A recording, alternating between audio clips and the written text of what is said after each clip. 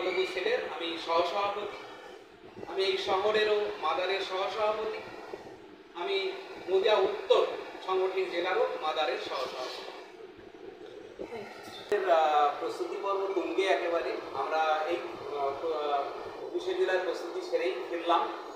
আজকে একটা ছিল আমাদের বাংলা বিরোধী যে অত্যাচারটা, বাংলা ভাষা বিরোধী অত্যাচারটা চলছে বিভিন্ন রাজ্যে বিজেপি শাসিত, সেই তারই বিরুদ্ধে একটা পদযাত্রা করে তারপরে 21শে জুলাইয়ের প্রস্তুতি সেরেই ফিরলাম। তো আমাদের এখানে কৃষ্ণগড়ে নদিয়া উত্তরে আমাদের 21শে জুলাইয়ের প্রস্তুতি পর্ব একদম ভীষণভাবে আমরা একেবারে তুঙ্গে নিয়ে এসেছি এবং সর্বস্তরের কর্মী আমরা একেবারে খুবই উজ্জীবিত। এবছরে গত বছরের তুলনাতে আরও বেশি করে মানুষ নিয়ে আমরা ঢল নামাবো কলকাতার বুকে।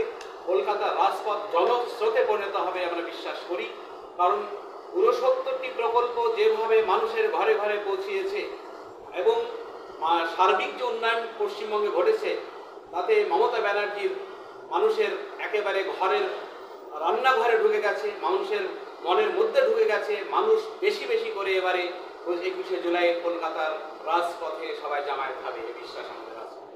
যেভাবে দেখা যাচ্ছে যখন 21শে জুলাই ঠিক তার দুদিন আগে অর্থাৎ প্রধানমন্ত্রী নরেন্দ্র মোদীকে এই কলকাতা শহরের বুকে পা রাখতে হচ্ছে, কি মনে করছে রাজনৈতিক একটা চক্রান্ত চেষ্টা করছে? সে তো বডি অ্যাকচুয়ালি এটা খুব বিরোধীরা ভয় পাচ্ছে যে মমতা ব্যানার্জির এবারে 21শে জুলাই বুঝিয়ে দেবে যে 2026-এ আর বিরোধীরা এখানে কোনো জায়গা পাবে না।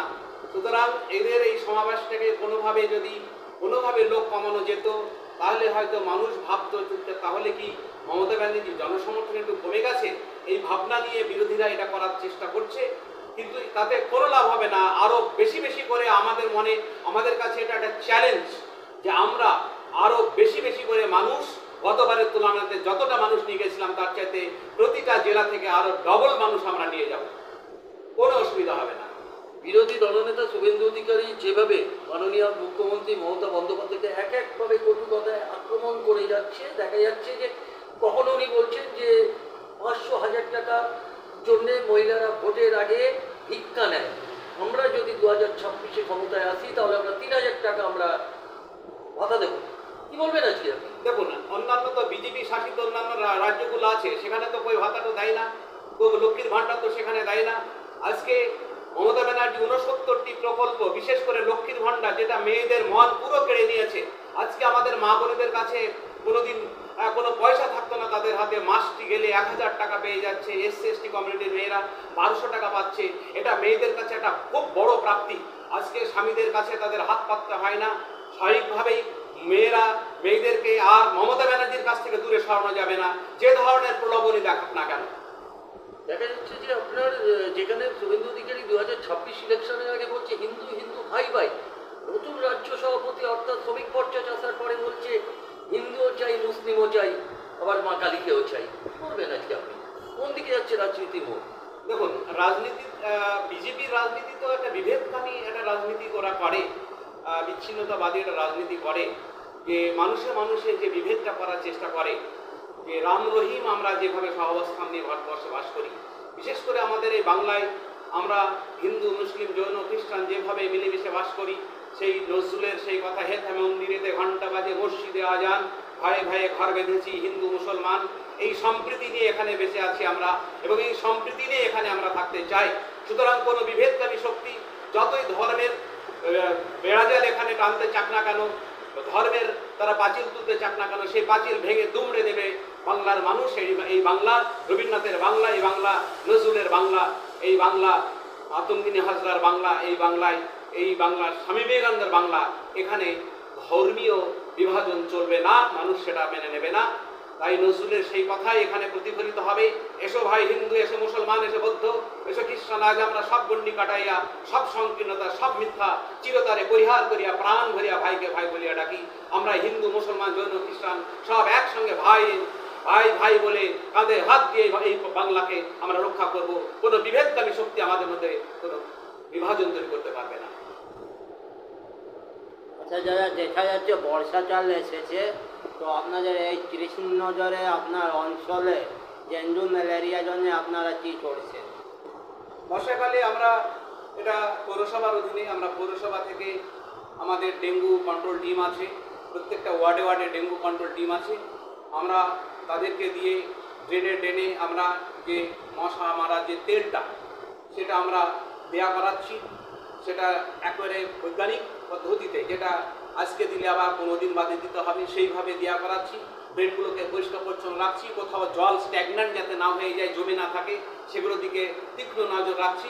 সেইভাবে এখানে ডেঙ্গু হওয়ার কোনো প্রবণতা, কোনো সম্ভাবনা নেই। আমরা শক্ত হাতে সেটাকে মোকাবেলা করছি। 2026-এর নির্বাচন দোরগোড়ায়। 2025 সালে আজ এই যে জুলাই মাসে মমতা ব্যানার্জি নিশ্চয়ই 21শে জুলাই থেকে তার কর্মীদের বার্তা দেবে।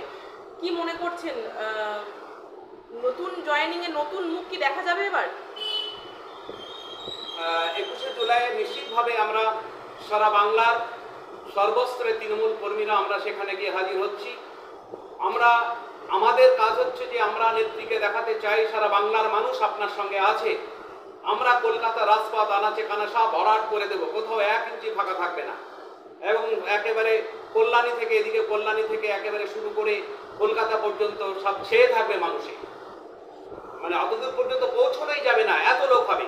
এবার নেত্রী আমাদেরকে বার্তা দেবে, আমরা জানি। 26শে যে বিধানসভা ভোট, সে ব্যাপারে নিশ্চিতভাবে নেত্রী আমাদেরকে একটা বার্তা দিবেন। আমাদের নেতা অভিষেক ব্যানার্জি আমাদেরকে বার্তা দেবে, এবং সেই বার্তার মধ্যে যেটা থাকবে সাংগঠনিক দৃঢ়তা তৈরি করা এবং মানুষকে ভালোবাসা, মানুষের সঙ্গে কাজ করা, মানুষের পাশে থাকা, নিশ্চিতভাবে সেই বার্তা তিনি দেবেন। এবং সেই বার্তা নিয়ে আমরা ফিরে এসে তাদের নির্দেশ অনুযায়ী আমরা জেলায় জেলায় কাজ করব, আমাদের এলাকা এলাকায় কাজ করব, এবং নিশ্চিতভাবে 26শে আমরা বিরোধী শক্তিকে একেবারে ন্যূনতম জায়গায় পৌঁছিয়ে দেবো, এটুকু আমাদের বিশ্বাস। বাংলা থেকে পরিযায়ী শ্রমিক হচ্ছে, বাংলার মানুষ বাইরে গিয়ে অত্যাচারিত হচ্ছে। বাংলায় যদি শিল্প থাকতো, বাংলায় যদি উন্নত মানের প্রযুক্তি থাকতো, তাহলে কি বাংলার মানুষ বাইরে যেতেন? সেখান থেকে দাঁড়িয়ে যে 2026-এর নির্বাচনে মানুষের প্রতিশ্রুতিবদ্ধ হতে গেলে, ভোট চাইতে গেলে তো কিছু বলতে হবে। তাহলে কি বলবেন বাংলার মানুষকে? দেখুন, বাংলার মানুষ আমাদের কোথায় শিল্প, আমাদের যেটা আছে যেটুকু শিল্প আছে, যেভাবে যতটুকু থাকার কথা, হয়তো মানুষের প্রত্যাশার তুলনায় হয়তো একটু কম আছে। কিন্তু মানুষ, আমাদের রাজ্যের মানুষ শুধু এই আমলে নয়, আমরা ছোটবেলা থেকে দেখছি, সিপিএমের আমলে দেখেছি, কংগ্রেসের আমলে দেখেছি, কিছু মানুষ তারা বাইরে, তাদের এক্সপার্ট কিছু মানুষ তাদের কাজকর্ম করতে বাইরে যায়। সেই কাজের জন্য সে এটা ধারা, এটা ট্র্যাডিশনালি যায়, এখনো যাচ্ছে। সুতরাং এটা নয় যে এই আমলে যায়, সে আমলে যেত না। বামফ্রন্টের আমলেও যেত, কংগ্রেসের আমলেও যেত, এখনো যায়। এখানে হয়তো সেখানে তারা যেসব কাজে এক্সপার্ট, সেই সব কাজ হয়তো সেখানে গিয়ে তারা পায়, তাই যায়। কিন্তু সেখানে বাংলা ভাষায় কথা বলার জন্য তাদেরকে বাংলাদেশি তকমা লাগিয়ে যেভাবে বাংলা ভাষা বিরোধী আন্দোলন তারা করছে, এটা ন্যাক্কারজনক, এবং এটা ঘটছে অধিকাংশ বিজেপি শাসিত রাজ্যগুলোতে ঘটছে।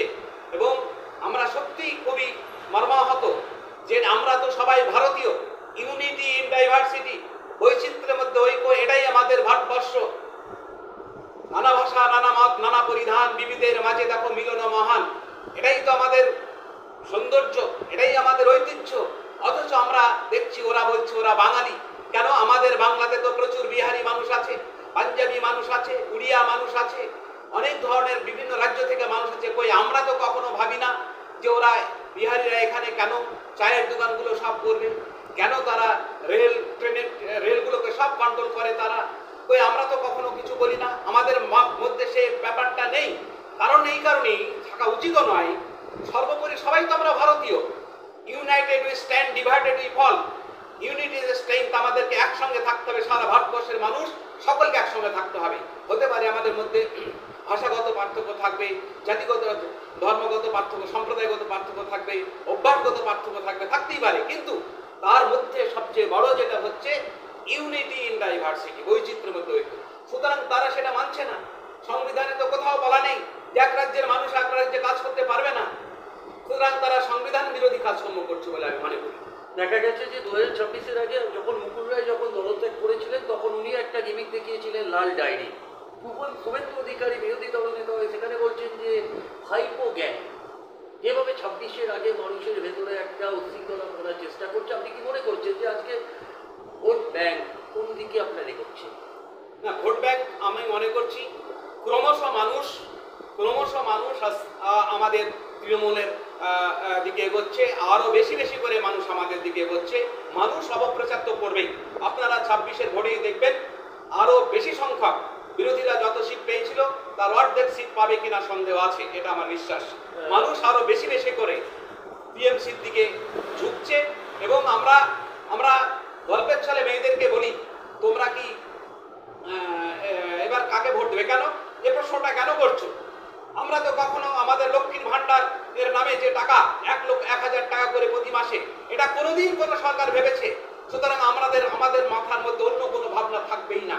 সুতরাং আমাদের ঘরের মায়েরাই যদি সব টিএমসি হয়, আমরা পুরুষরা তো সবাই মেয়েদের কথাতেই আমরা করবো।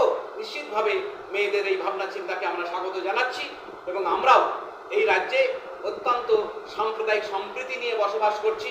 এখানে ধর্মীয় বিভেদ নেই এবং মমতা ব্যানার্জি বিশেষ করে সংখ্যালঘুদেরকে যেভাবে বলেছিল, যেখানে উনি সংখ্যাগুরু এবং সংখ্যালঘু সকলকে যেভাবে মিলেমিশে রাজ্যে তিনি সমান চোখে দেখেন, কাউকে ছোট বড় করে দেখেন না, এটা একটা বিরাট সম্প্রীতির বার্তা কিন্তু আমাদের রাজ্যে কিন্তু একটা বইছে এই বার্তা।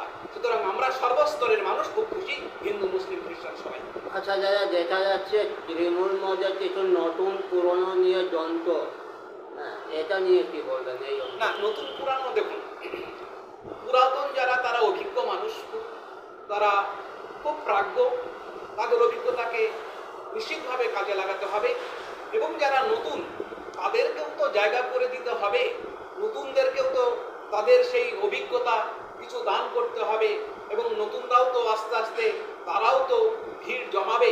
কারণ শুধু পুরাতন দিয়ে তো রাজ্যটা চলবে না, সেখানে নতুন পুরানো দুয়ের সংমিশ্রণে আরও বেশি কম্প্যাক্ট হয়ে আরও দৃঢ় সংগঠন তৈরি করে নিশ্চিতভাবে আমাদের এই টিএমসি এই সংগঠন আরও বড় জায়গায় পৌঁছবে। হ্যাঁ, আমরা এই বিশ্বাস করি। এবার কি আপনার রেকর্ড ভাঙবেন 21শে জুলাই? 21শে জুলাই রেকর্ড, সর্বকালের রেকর্ড ভেঙে যাবে। অসংখ্য ধন্যবাদ। আমরা একটা আবলোচনা